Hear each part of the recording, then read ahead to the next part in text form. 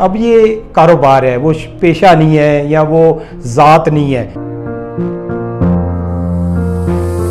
हजाम की दुकानें जो है ना, बेसिक तो हमारे साथ ही ये रिलेटेड है, हमारा ही शोबा है, मगर उसमें ये था कि ये पुरानी दुकानें थी, सादी दुकानें थी। इनमें आजकल की जिद्दत के मुताबिक जो है ना इंतज़ामात नहीं होते थे। और आज भी आप देखेंगे ना, कुछ दुकानें आपको शहर में गाहे बगाहे नज़र आएंगी जिनमें वही पुराने स्टाइल के साथ चल रहे हैं, कटिंग शेव और कुछ नहीं उनके पास और काम नहीं होता। यहाँ उसमें ज़्यादातर होते थे हमाम भी बने होते थे नहाने के लिए। तो ये जो ब्यूटी पार्लर्स बने हैं, स्पार्ट का नाम दिया गया, ये बाकायदा एक ब्यूटी पार्लर्स हैं। इनमें आपको जदीद मौके के मुताबिक, फ़ैशन के मुताबिक हर चीज़ आपको मिलेगी। बहुत फ़र्क है जी। देखें, है तो वो भी अल्लाह के बंदे, रिज़्क़ कमा रहे हैं, कुर्सी शीशे वाले भी, हम उनके लिए भी दुआ गो हैं, अल्लाह उनको और रिज़्क़ दे। मगर आप ब्यूटी पार्लर्स का एक कहते हैं तो आपके जहन में फ़ौरी एक ख्याल आता है कि किसी बड़ी जगह पे आप जा रहे हैं। आप किसी भी बंदे को कहेंगे ना कि भी मैं ब्यूटी पार्लर से बैठा हूँ, तो वो एक दफ़ा शॉकिंग ज़रूर होगा कि उसको पता लगेगा कि यार कोई बंदा इस तरह का है, वेल सेट बंदा है, पर्सनैलिटी वाला बंदा है, किसी अच्छी जगह पे बैठा हुआ है। अब आप कुर्सी शीशे पे बैठे होंगे तो जाहिर है उसका इमेज और होगा, ब्यूटी पार्लर्स का और होगा। वो भी वक़्त था, अच्छा वक़्त था। उस वक़्त लोग जो है हमारे पेशे की इज़्ज़त करते भी थे, जो ख़ानदानी लोग थे वो इज़्ज़त करते भी थे। मगर आज का जो दौर है ना, वो घरों वाला नहीं है। आप क्योंकि लोगों के पास भी बहुत सारा पैसा आ चुका है, इखलाकियात की बहुत कमी है, तो हमने देखा है कि घरों में वो रिस्पेक्ट आपकी नहीं है। तो जो पार्लर्स पे होती है, दुकान पे कस्टमर चल के आता है, उसको भी पता होता है कि भी मैं फ़लाँ के पास जा रहा हूँ। तो दुकान का जो काम है, मैं कहता हूँ घरों से बहुत ही आज के वक़्त में अच्छा है जी। अल्हम्दुलिल्लाह, ये हम बिल्कुल दावे के साथ कह सकते हैं कि हमारे उस्तादों ने जो हमें सिखाया हुआ है वो यही है कि ये जो हमारी सीट है ना, ये जो हमारी चेयर्स है, वो दोनों के लिए बराबर है, क्योंकि दोनों हमारे पास आते हैं शौक़ के साथ। तो अगर वो बंदा घर से आया ही शौक़ के साथ है, उसने अगर जहन में ये रखा है कि मैंने आइडियल हेयर स्पॉट पे बाल कटवाने हैं, तो फिर उसमें अमीर और गरीब की कोई नहीं है, क्योंकि वो घर से ये नियत करके आया है। तो हमारे लिए वो दोनों यकसा होते हैं।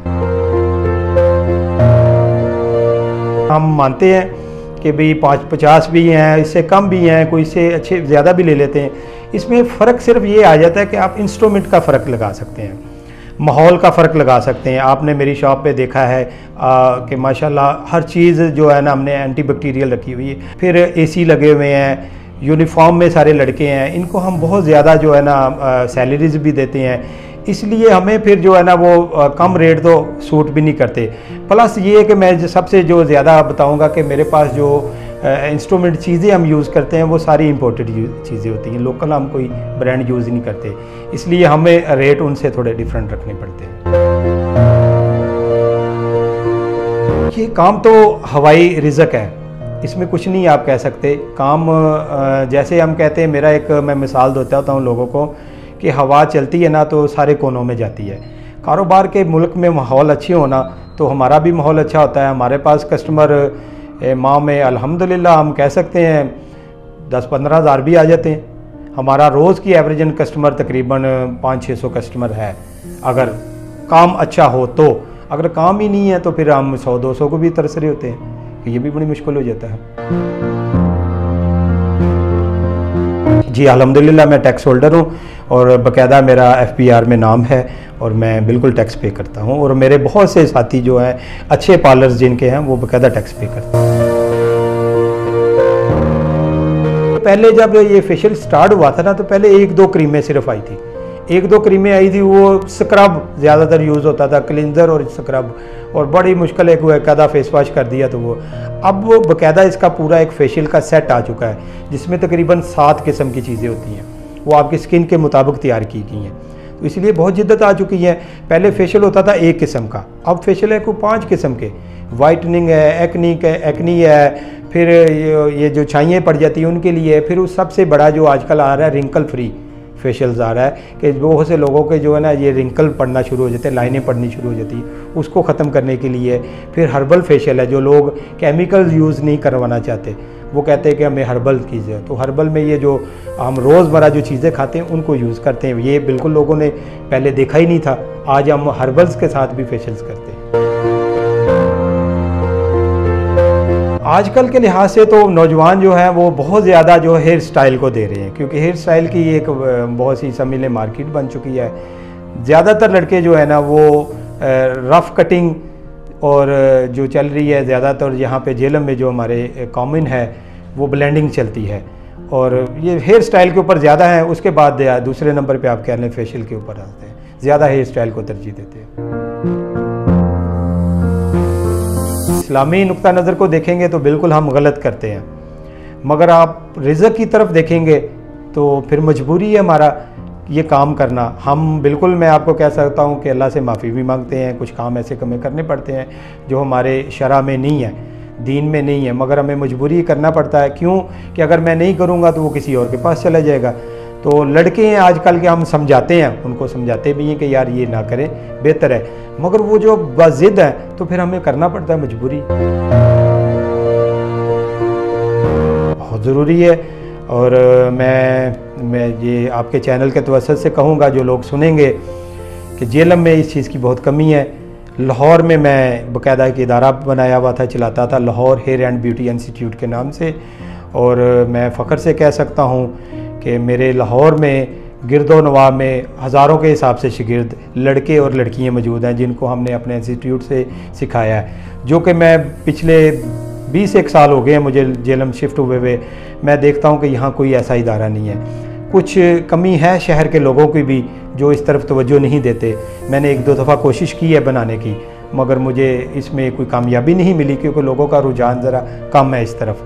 तो मैं चाहता हूँ, क्योंकि ये इस वक्त इंडस्ट्री बन चुकी है हेयर ड्रेसर ब्यूटी पार्लर्स की, लड़कियों के पार्लर्स आप देखें तो आपको शहर में मैं अंदाजे से कह सकता हूँ कि 100 से लेके 1000 तक के करीब हैं शहर में, छोटे बड़े मिला के।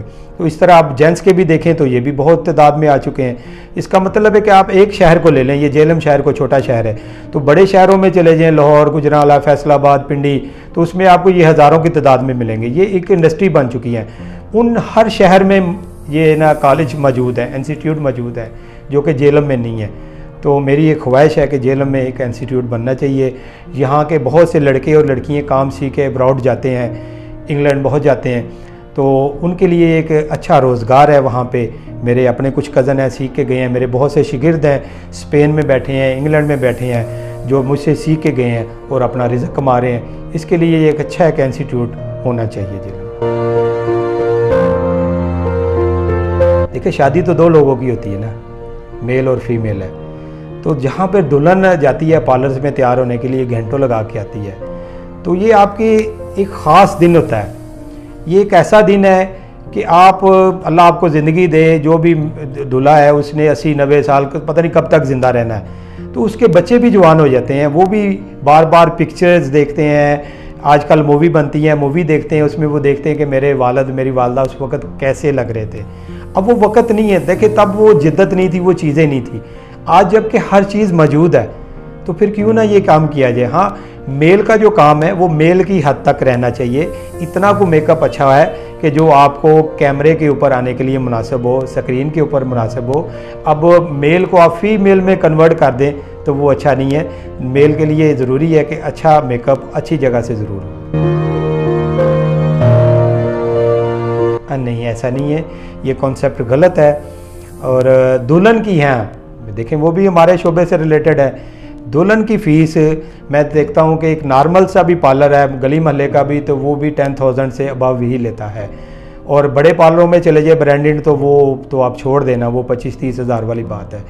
मगर हमने रेट आज भी वही रखे हुए हैं जो गरीब भी अफोर्ड कर सकता है और अमीर भी अफोर्ड कर सकता है। इसमें कोई ऐसा नहीं है, बहुत नॉर्मल हम रेट लेते हैं और उसके मुताबिक हमारे पास कोई कस्टमर जाता नहीं है नाराज़। हाँ, कोई गरीब भी आता है तो हम उसके साथ बिल्कुल कंपोसेट करते हैं और हम उसको कहते हैं क्योंकि ये तेरी दिन शादी का एक ही है, ये तेरी लाइफ के लिए, तो हम नहीं चाहते कि हमारे पास है तो नाराज़ होकर जा, खुश खुश जा। तो इसलिए हम उसके साथ पूरा कंप्रोमाइज़ करते हैं। आजकल के हिसाब से ये हो गया हुआ है कि हम उसको दिहाड़ी देते हैं और साथ हम उसको कमीशन देते हैं, क्योंकि कमीशन का रुझान जो है ये बड़े शहरों से चल निकला है। तो ये चलता चलता अब हमारे झेलम में भी पहुंच चुका है। कुछ अर्सा तक पहले नहीं था, हम नहीं देते थे किसी को कमीशन, सिर्फ हम सैलरी देते थे। मगर अब क्योंकि लड़के हैं, कारीगर हैं, आते हैं दूसरे शहरों से भी, तो उनको पता है अब हमें कमीशन देनी पड़ती है, साथ हम सैलरी के साथ कमीशन भी देते हैं। अल्हम्दुलिल्लाह जी, हम कह सकते हैं हमारे पास 90% मुतमिन ही जाता है। हमारे आप पेज को देखेंगे, जो हमारा पेज है इंटरनेट का, उसमें आपको कमेंट्स मिलेंगे। मैं क्योंकि पढ़ता रहता हूँ, देखता रहता हूँ, अल्लाह का शुक्र है उसमें रले मिले रुझान है, मगर ज़्यादातर लोग सेटिस्फाइड हैं और मैं बहुत अल्लाह का शुक्र अदा करूँगा।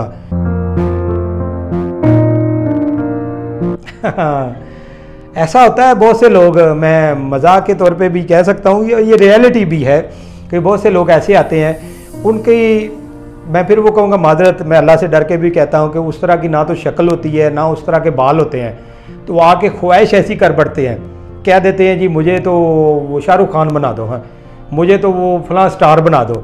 तो यार उसको तो अल्लाह ने उस तरह का बनाया हुआ है, अपने अंदर देखो, तुम्हारे अंदर तो वो क्वालिटीज़ भी नहीं है, वो तुम्हारे खदोहाल नहीं है, हर चीज़ हर एक को अल्लाह ने डिफरेंट बनाया है। तो वो हमें आके थोड़ी हंसी भी आती है कि यार तुम वो क्या कहते हो, अनोखा लाडला खेलने को मांगे चांद रे, तो चांद तो नहीं मिलता ना।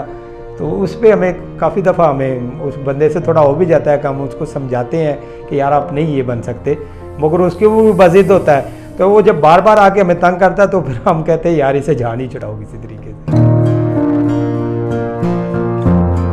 मेरे पास कोई आ जाए, कोई मुझसे हेल्प की कहे, तो मैं हर मुमकिन कोशिश करूँगा। उसमें मैं आपको एक छोटा सा बता सकता हूँ कि मैं अपनी तंजीम का, हमारी एक तंजीम है all Pakistan Sulemani hair dresser federation के नाम से, मैं उसका जनरल सेक्रेटरी भी हूँ, मरकज़ी जनरल सेक्रेटरी हूँ। जेलम में मैं ये कह सकता हूँ कि ज़रा हमारी तंजीम इतनी फ़ाल नहीं है, 2-3 हिस्सों में बटी हुई है।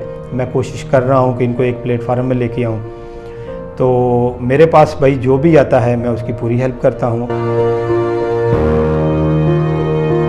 बुनियादी मकसद ही हमारा ये है कि छोटे दुकानदारों का साथ देना। उनको, हमारा मकसद है गवर्नमेंट लेवल के ऊपर उनको रिलीज़ दिलवाना।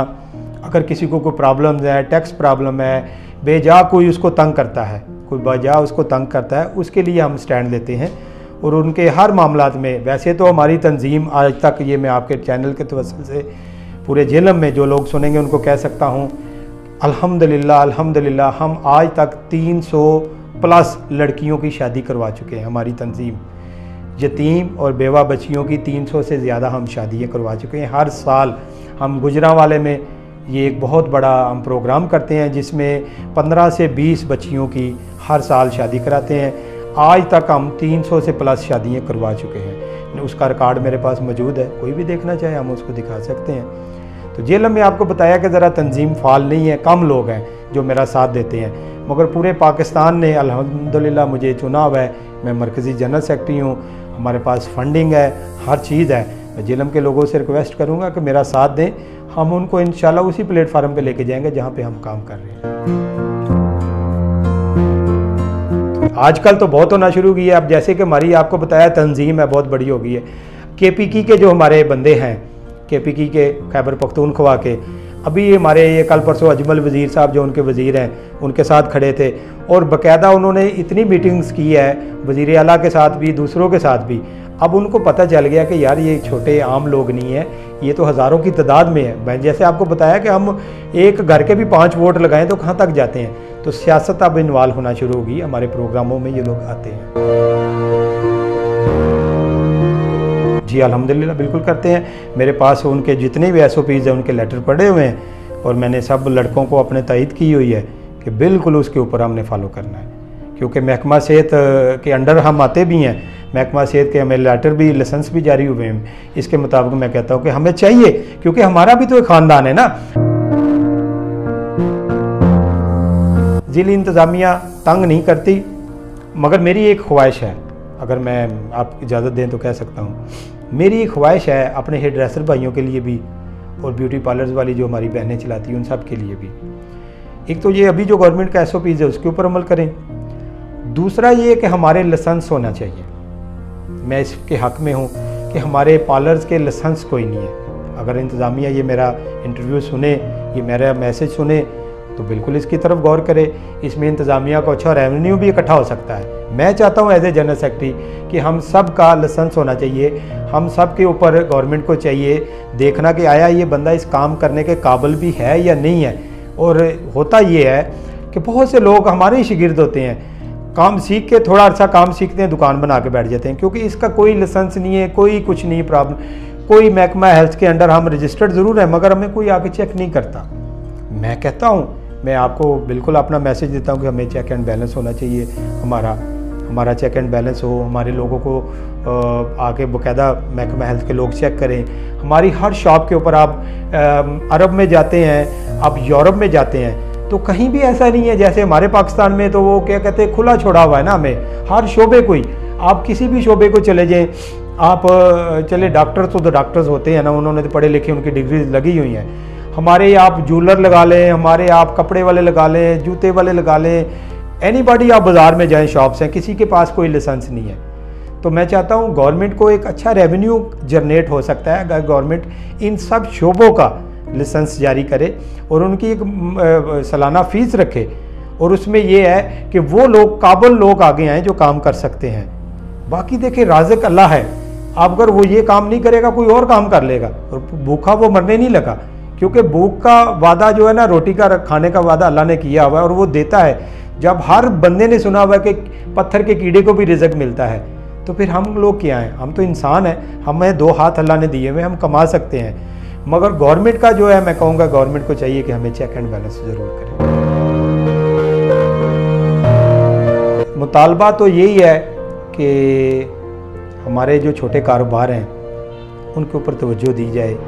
हम भी रोज़गार कमाते हैं, मज़दूरों में शामिल है, हमारा भी लोग मज़दूरों में शामिल है। जैसे कि इमरान खान साहब ने बहुत सा कहा, ये लॉकडाउन के सिलसिले में बड़ी नरमी दिखाई उन्होंने कि मज़दूर जो हैं वो रुल जाएंगे।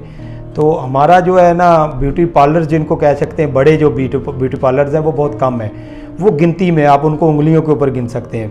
तो जो मिडिल क्लास और छोटे पार्लर्स हैं और हजाम की दुकानें वो बहुत ज़्यादा हैं। तो खुदारा मैं कहूँगा गवर्नमेंट से और इंतज़ामिया से भी कि उनकी तरफ तवज्जो दें।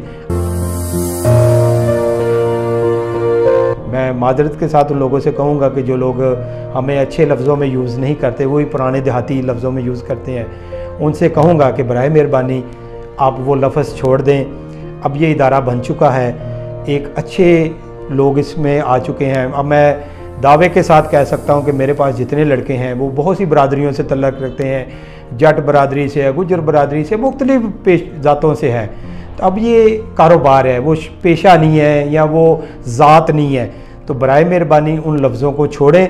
उसकी वजह से मैं आपको कहता हूँ कि हमारे बच्चे जो हैं वो बड़ा अपने आप को गिल्टी फील करते हैं, वो बहुत से जगहों पे अपना तारुफ कराना अच्छा नहीं समझते, क्योंकि जब वो लोग बताते हैं कि भी आपके वालिदैन क्या करते हैं, वो बताते हैं जी हेयर ड्रेसर हैं, या ये जो आम लफ्ज़ यूज़ होते हैं, तो लोग हमें इससे अच्छी नज़र से नहीं देखते। तो उनसे मैं रिक्वेस्ट करूँगा कि आप देखें, हमारी दुकानों को आप देखें, एक गांव की दुकान को भी देखेंगे तो लाख 1.5 लाख रुपया उसमें लगा होगा। तो आप शहर में पार्लरों में जाते हैं तो हमारे तो लाखों रुपये लगे हुए हैं। तो बराए मेहरबानी हमें इज़्ज़त दें, क्योंकि आपका बनाओ सिंगार, आपको खूबसूरत बनाने में अगर कोई बड़े से बड़ा चौधरी है, जट है, राजा है, जो भी है, उसको उस शक्ल में बनाने में हमारा ही किरदार है ना। तो मैं कहूँगा कि हमें इज़्ज़त के लफ्ज़ से ज़रूर पुकारा जाए। शुक्रिया।